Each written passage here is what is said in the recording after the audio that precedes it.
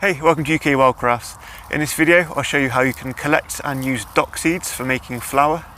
They're a very common plant that you'll find in pretty much any field or bit of waste ground. So what we're looking for this time of year are these seed spikes here, and they've got a nice rusty red colour, and you'll see loads of these in late autumn and winter. So there's a lot of species of dock and they're all edible, like the seeds and the young leaves. By far the two most common species are this one here, broadleaf dock, and curled dock. In the winter most of the foliage will have died back. These are younger leaves here that you'll see coming up in the winter sometimes. So with broadleaf dock, the leaves are wider and more oval, and they're cordate at the base, so like heart-shaped, and they've got like a rounded tip.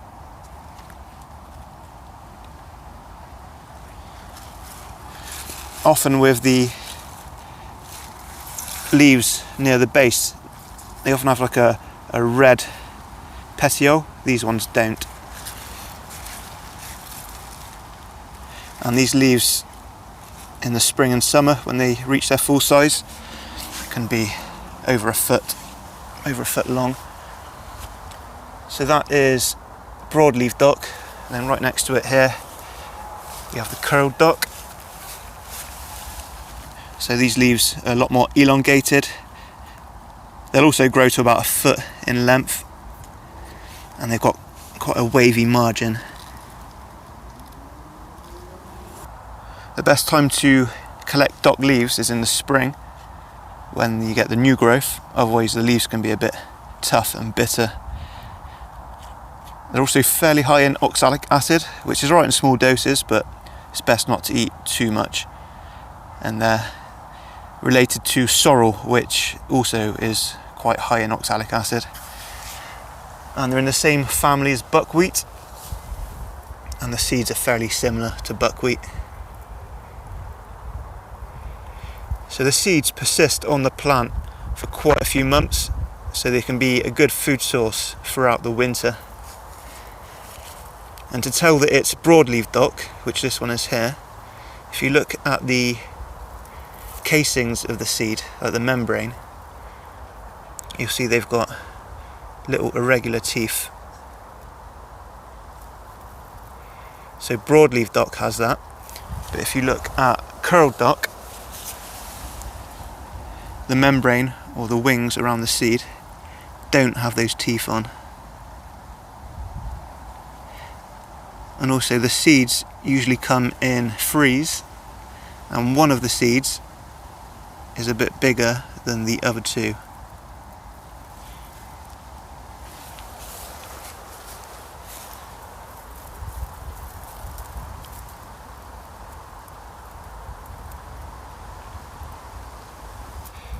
Just take off the strip off the seeds and the chaff, going upwards away from the plant.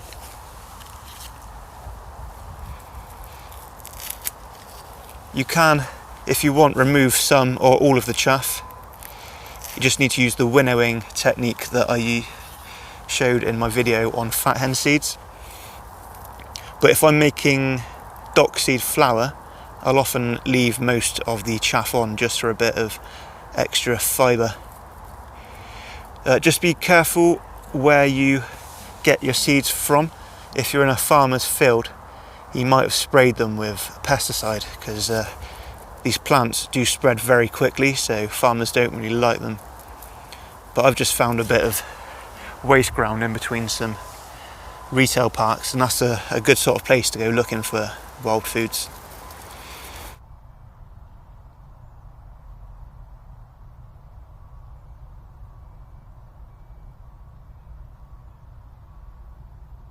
Here's a better example of the leaves of broadleaf dock, Rumex obtusifolius, also known as bitter dock.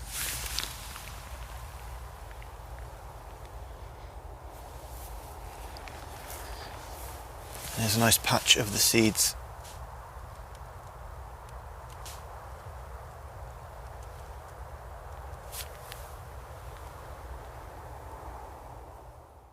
Once you get the seeds home, you just want to go through them and pick out any bits of debris, like any sticks or bugs. When you're happy you've got most of the debris out, what you can then do is get a baking tray, put some baking parchment paper on top, and just spread your seeds out. I'm going to do this in 2 batches, so quite a lot of seeds there.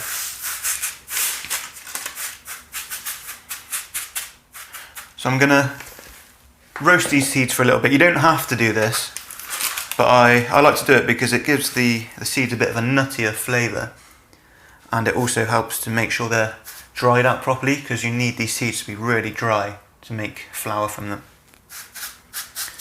So I've preheated my oven to 160 degrees C. Keep an eye on them because they will burn quite quickly.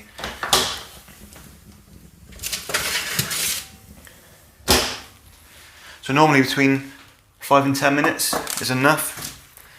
When they feel nice and dry and they're quite crispy, then they're ready. And you want them to cool down completely before you try grinding them to a powder. And they will cool. They'll cool quicker if you take them out of the tray that you roasted them in.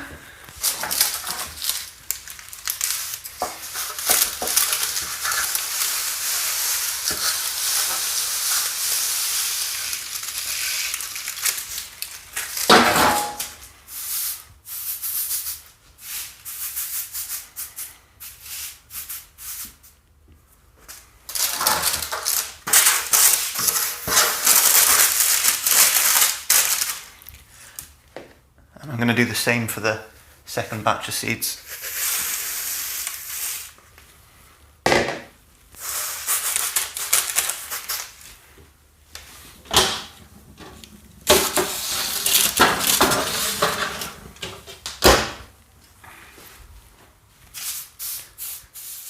So here's the second batch.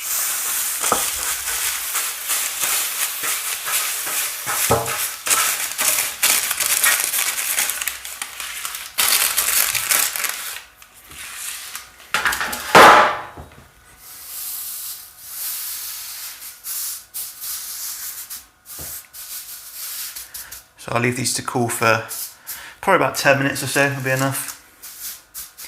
And you can really feel the oils starting to come out of the nuts now.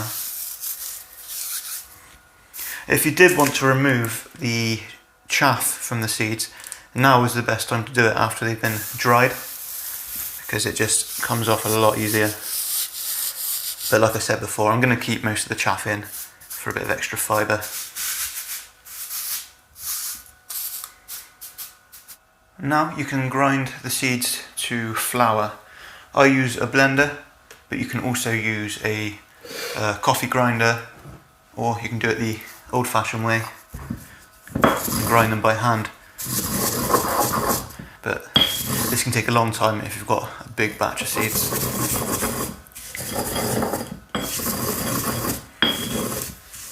So you just want to fill up your blending jug most of the way up.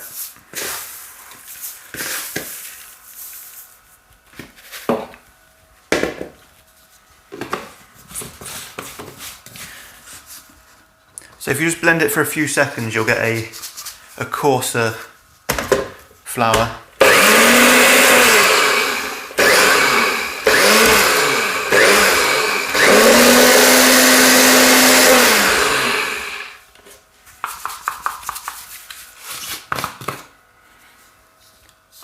See, it's already pretty much there. I just give it a bit longer and then you get a really nice fine flour.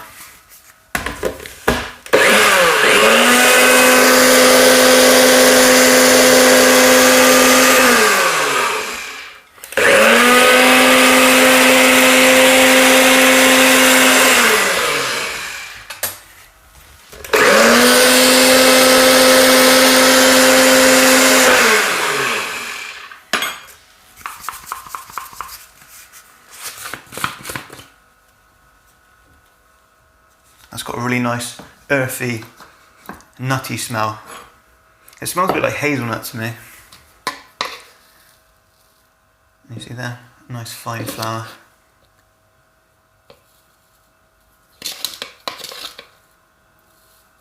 So that is the flour that I've made from both of those trays of seeds.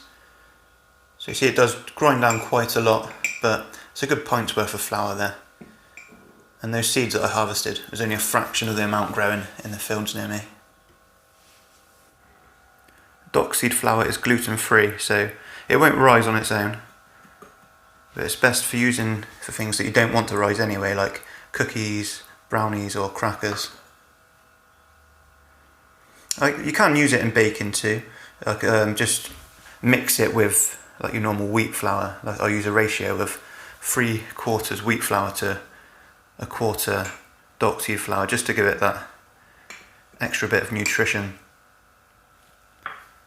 And sometimes dock seed flour can be a bit too bitter to use on its own anyway. And if you do want to keep it gluten-free, then I'd recommend using gram flour, which is ground down chickpeas or rice flour. Okay, thanks for watching UK Wildcrafts. If you enjoyed this video, please subscribe for more videos on foraging, wild food cooking and bushcraft.